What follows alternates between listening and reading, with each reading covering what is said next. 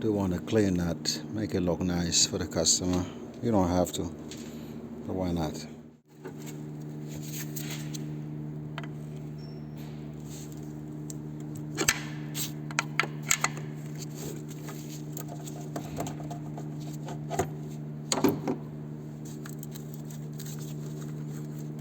Okay, we got some potential issues here. Unplug these things. Hopefully they don't break apart, because there's nothing we can do about that. Oh wow, look at that. It came off. What a miracle. Let me see the injector connector. Oh wow. Definitely a little bit more give. This should. I don't think I need that one. Hanging up on that? I don't think so. Alright.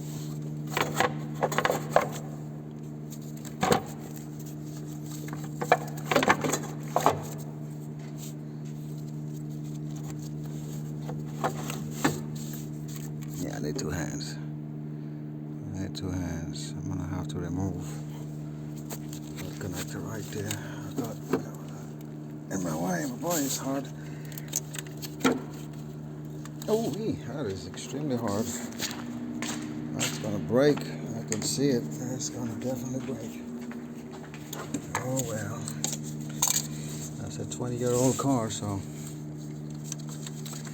it is what it is.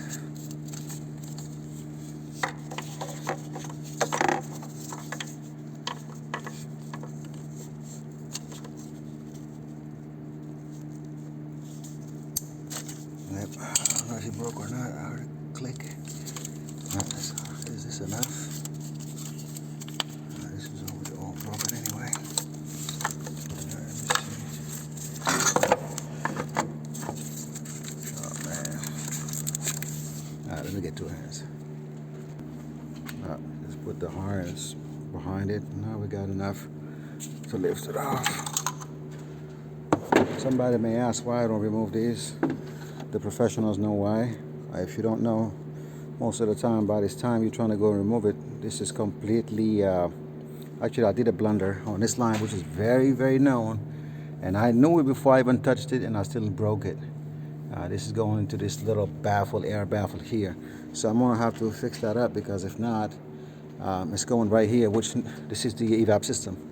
So I have to fix it. All right, so we got, this one doesn't look as bad as the other one, but I do want to make sure I clean both of them really nicely. I'm talking about the outside, which doesn't really matter. All you need to do is just make sure the ceiling surfaces are good, but this is for just aesthetic. Excuse me. Alhamdulillah. Aesthetic appeal. And I only do it for certain customers, really certain customers. This is not something that I do on a regular basis. All right, so this is nighttime actually, guys. This is about 7 p.m. today on the weekend. So it's pretty dark outside, if you can tell.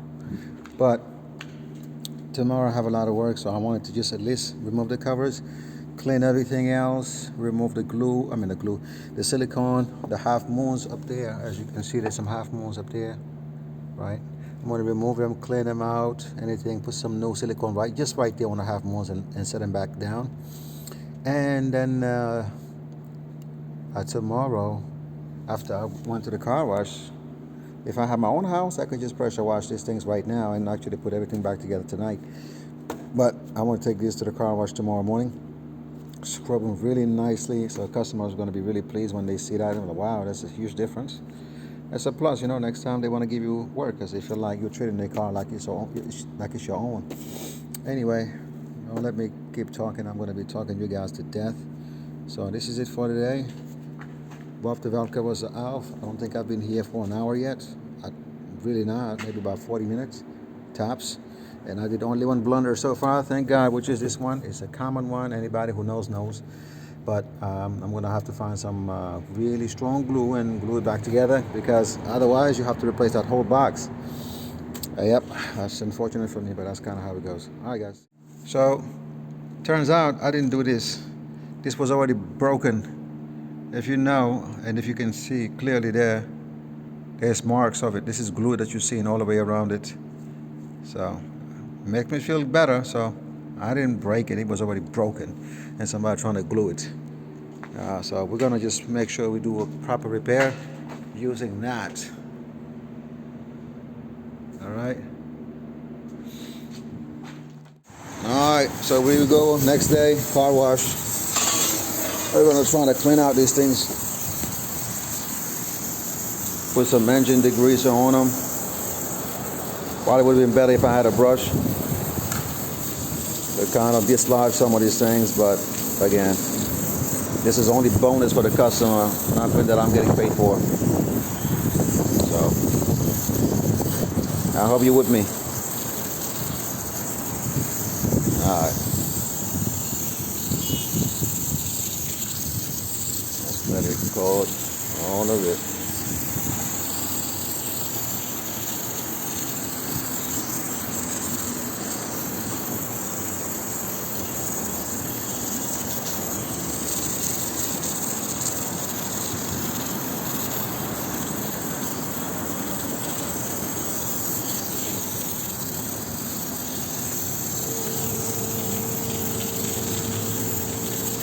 I don't want to lose that.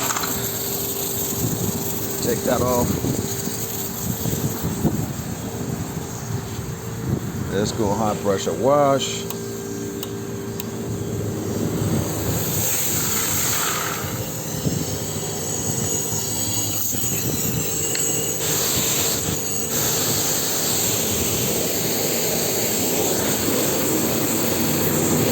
There's something wrong with this one. It's not very the high pressure sucks.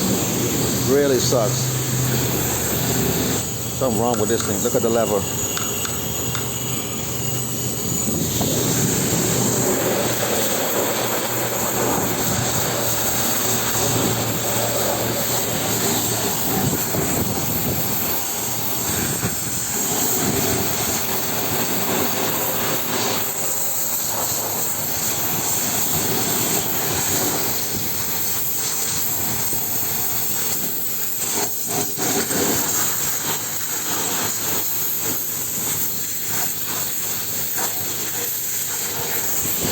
Alright, let me cut this off. I'll come back when I'm done. Alright, I think they're a lot better than what they used to be, so not sure the camera's picking it out with the amount of sun there, but most of the grime is gone. Again, I'm not trying to make them brand new, but I'm trying not to use a lot of brake cleaner to try to do the same job basically. So whatever rest of it, it's fine enough for me. The color is definitely changed. Most of, like I said, the grease is out, so that's it. Go and change the seals and the gasket and put it on the car. Okay, quickest way to remove your seals on the bolts. You're doing a valve cover job. Get yourself a vice grip, clamp it around the seal part of it, leave the bolt free. Okay, not too tight, just tight enough. Get yourself an impact. Right, and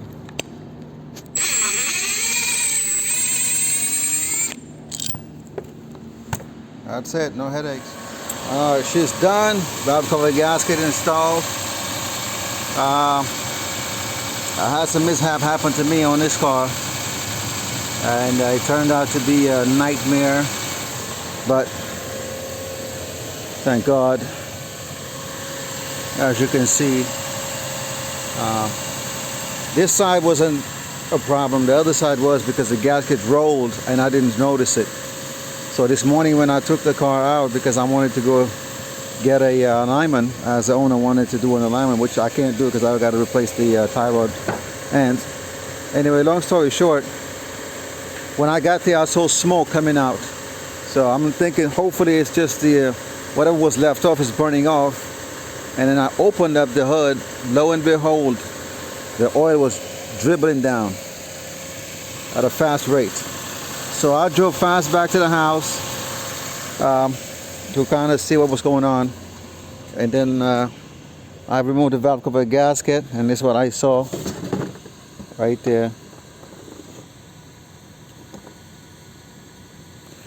So this gasket was torn, and that was my fault because I did not make sure that the gasket didn't roll. When you're putting it in, there was a lot of stuff in the way. One thing I would advise anybody who's going to do it on the side, I mean, you may not, but I'm just saying as a safety precaution, you want to remove the dipstick out of your way, because it really makes a difference for me. So, because on the lower end, there is the drivetrain there, the camshaft, or the drivetrain, I mean the drivetrain, basically the camshaft will have some protrusion there, and that's where the gasket was encroached on and kind of like basically lodged itself out of place, or dislodged itself.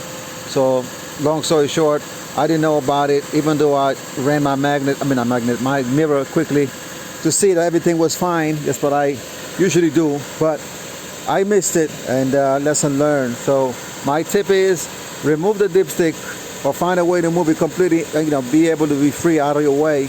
The easiest way I found to remove the bolt is to go through the wheel well once you remove the tire. Otherwise it becomes also a nightmarish job, so you don't want that for yourself. Anyway, so now